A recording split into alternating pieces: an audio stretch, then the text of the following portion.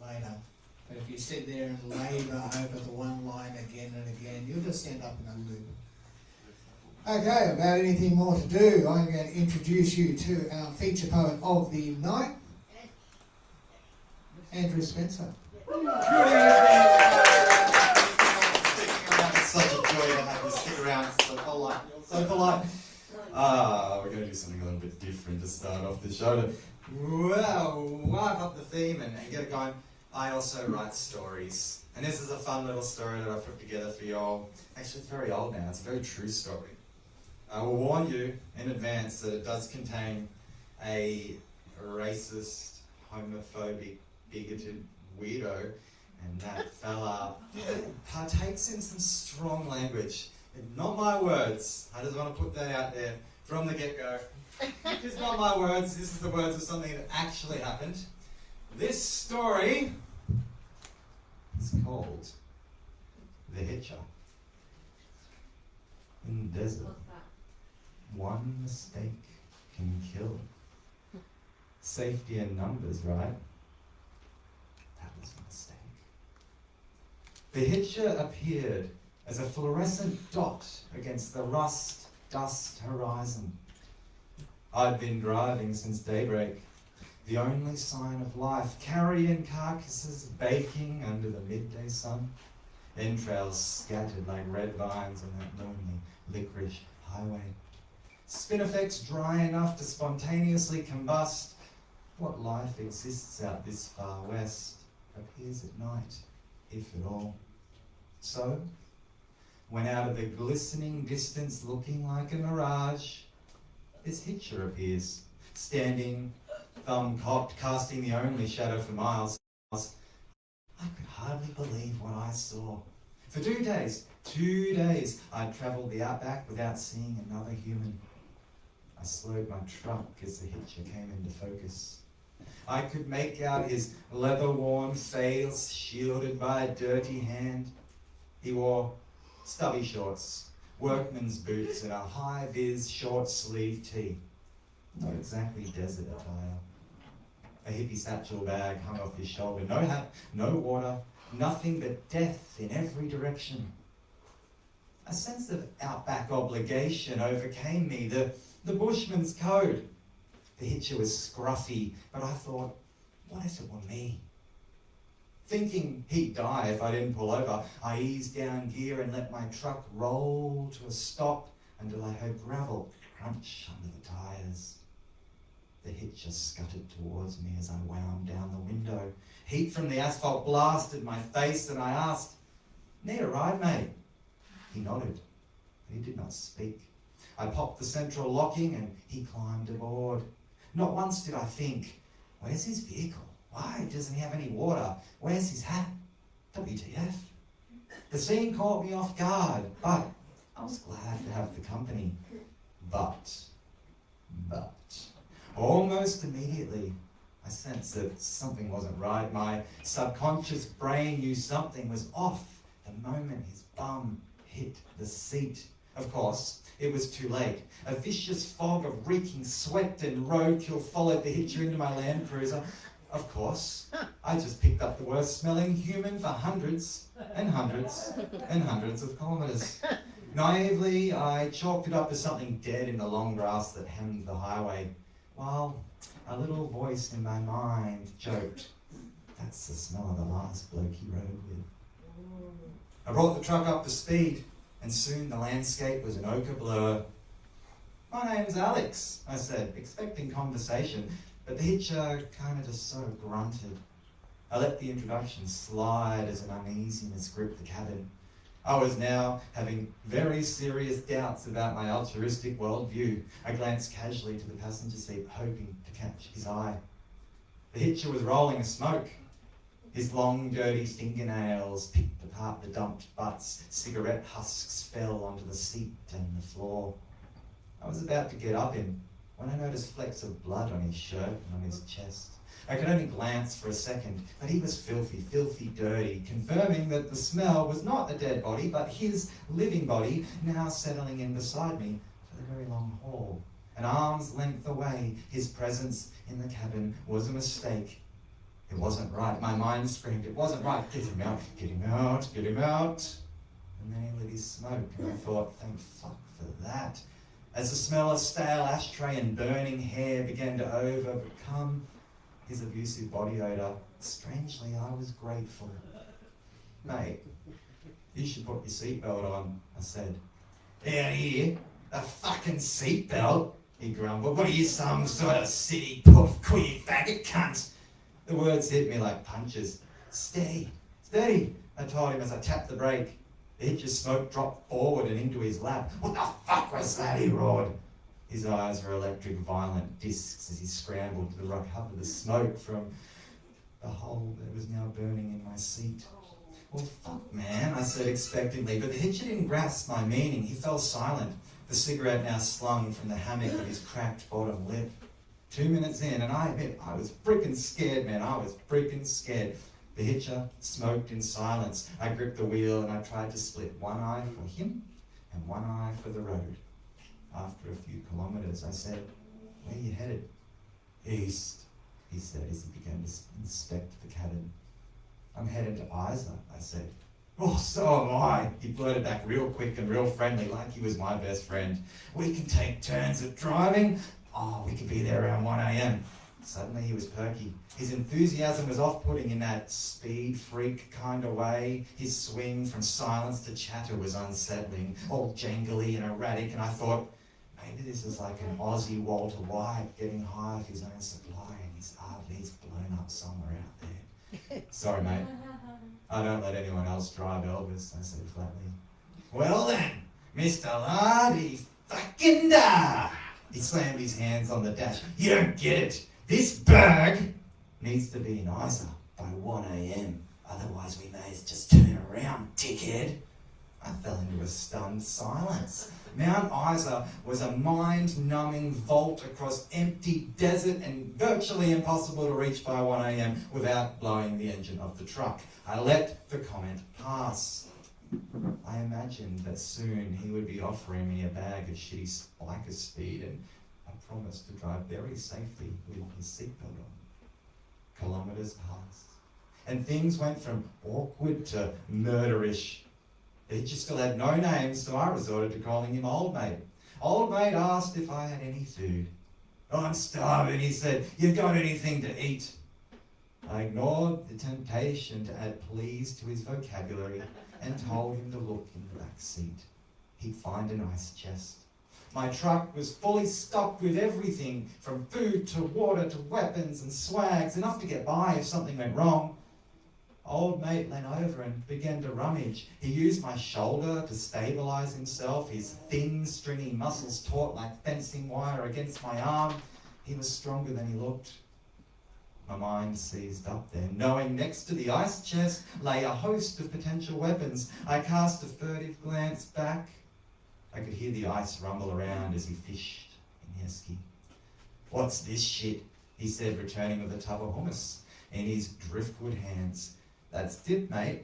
What are you, some sort of veggie faggot? The old man grumbled as he inspected the tub. No, mate. Animal products go off out here.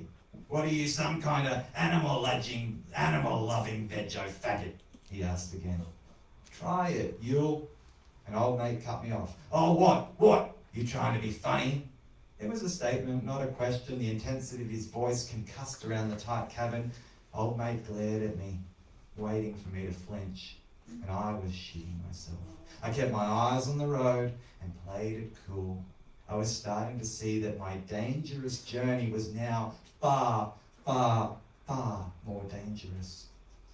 I went to mention that I had crackers somewhere as Old Mate took the hummus with his fingers. He scooped the paste with filthy nails and smeared the mush into his mouth. Flecks and blobs tumbled down his facial shrubbery onto his grimy neon shirt.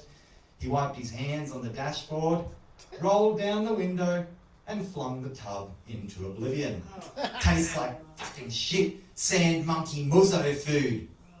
I recoiled at the comment, and I held my tongue as Old Mate continued to rummage through the ice.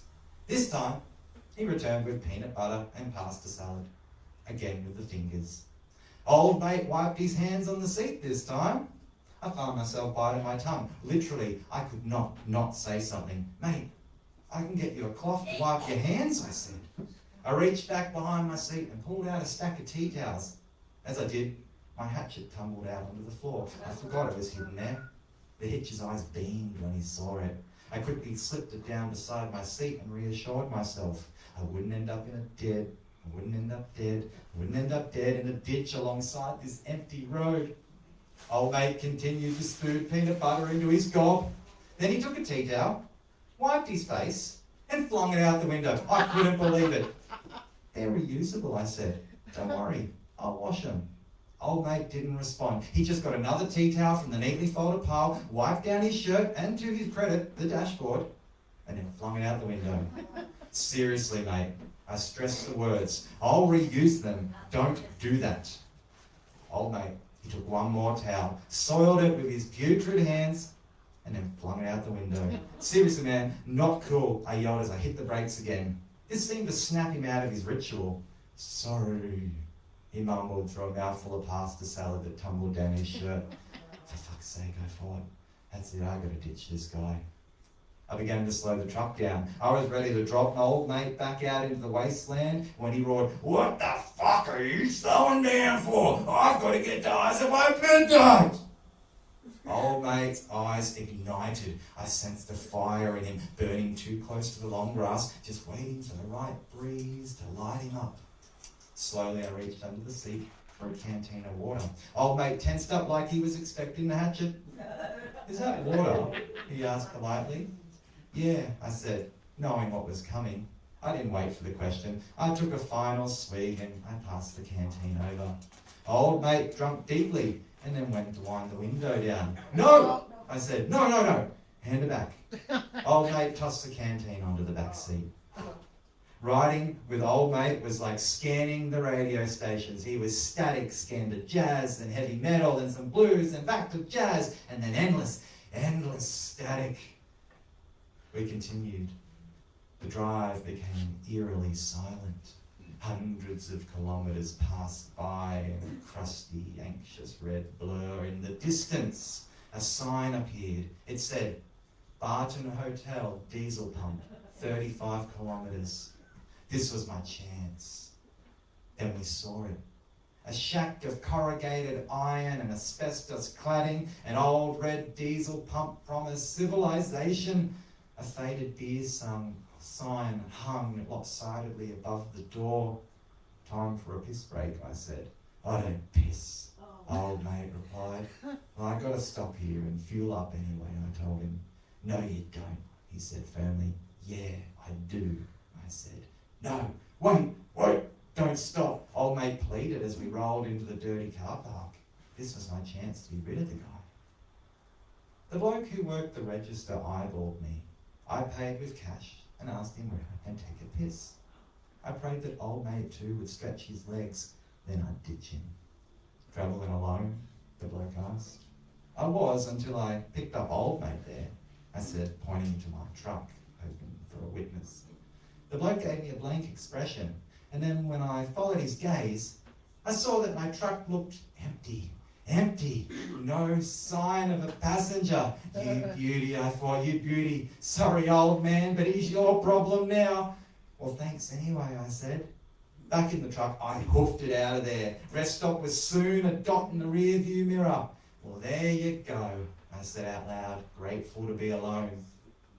Until old mate poked his head up from the blanket on the back seat. He'd wedged himself down into the footwell behind the driver's seat. "Holy snapping duck crutches," I said, "you could have bloody killed us." "I still can," old mate muttered as he scrambled back into the passenger seat. "Don't piss on my back and call it rain." "Just put your seatbelt on, please," I begged as we ploughed into the afternoon horizon. Shadows clawed up the landscape as the sun finished its arc across the sky. Roos poked their head up through the tinder grass. Every so often, one would bound across the road. "We've got to pull up for the night, mate. It's getting dangerous," I said. Now, old mate wouldn't have it. He started rambling about reaching eyes and that I had to put him in his place. I told him, "If you want to keep riding with me, or you're going to have to thumb it." I prayed that he would, but he didn't. Old mate settled down into his seat. his arms crossed like a sulking child. I pulled off to the road, onto a flat patch of dirt that looked good for camping. I kept thinking, he'd kill me in my sleep, take my keys. So I armed myself with a hatchet. Old mate refused to get out of the truck. I offered him a swag, but he would not budge. I was certain that he'd steal my truck, but I thought, if he sleeps in the passenger seat, I could hear the door opening and closing. I'd see the lights go on if he got out. Reluctantly, I settled into my swag. I must have dozed off because when I awoke, the sun was rising. I looked to my truck, and old mate was gone. He was gone! He was gone! I packed up and I took flight towards the unending, brutal horizon. I'd travelled 20 desolate minutes when I saw him. Old mate, standing in the middle of the highway. He was wearing nothing but dirty white underpants and them work boots. His pale skin had already begun to cook like a prawn. He was waving his hands like a madman. I slowed my truck as I approached. Old mate smiled, recognising my rig. I could see that he thought he was saved. He stood on the middle of the road, flagging me down. And I did. I slowed down. I rolled down my window and I rolled by. Old mate's face was sandblasted and blistered and he wore an insane smile. Sorry, old mate. He looked thirsty. I couldn't help but toss a bottle of water out the window for him. And that's the last I saw of old mate. In my rear view mirror, he took off a boot and he threw it at me as I ploughed forward into the rust-dust horizon. The end of the Hitcher. You guys like that? You like a little bit of really bad poetry, wrap it up, or are we out of time, kids? Do a poem. Alright. A little bit of love poetry. A love poem from a poet lacking in poetry for such things as lovely as you. You make me so angry, and I love it. You make me so sad sometimes, and I love that too. Sometimes you leave me broken, but your love is also glue. I love it because it's proof that we are all there is.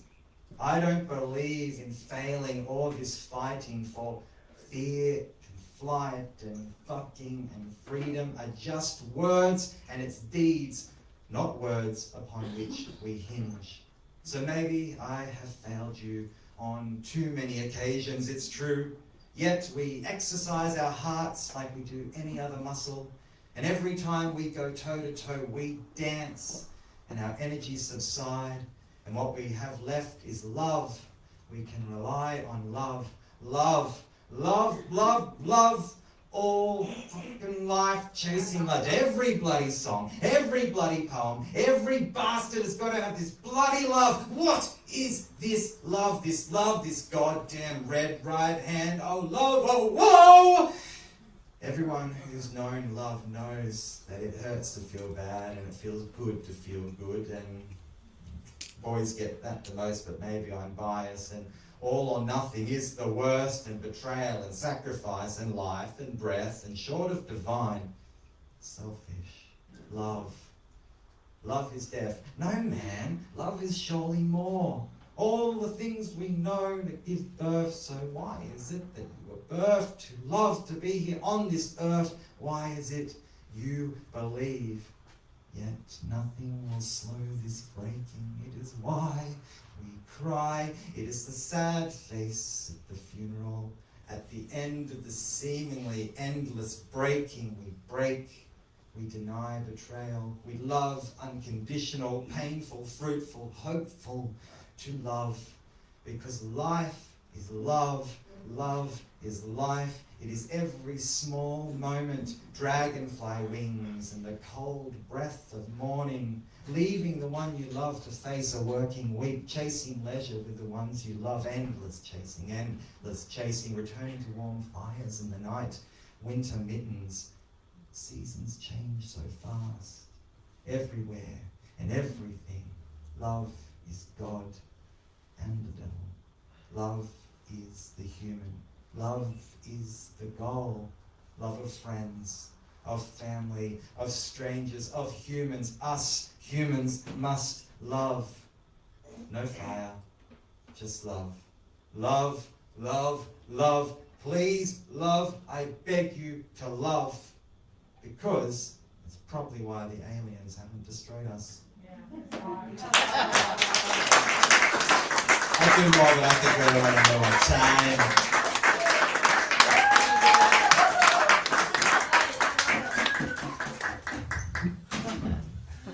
Well, Etobia is going to do something completely different. I think he achieved that. Yeah. A round of applause for Ingrid Spencer.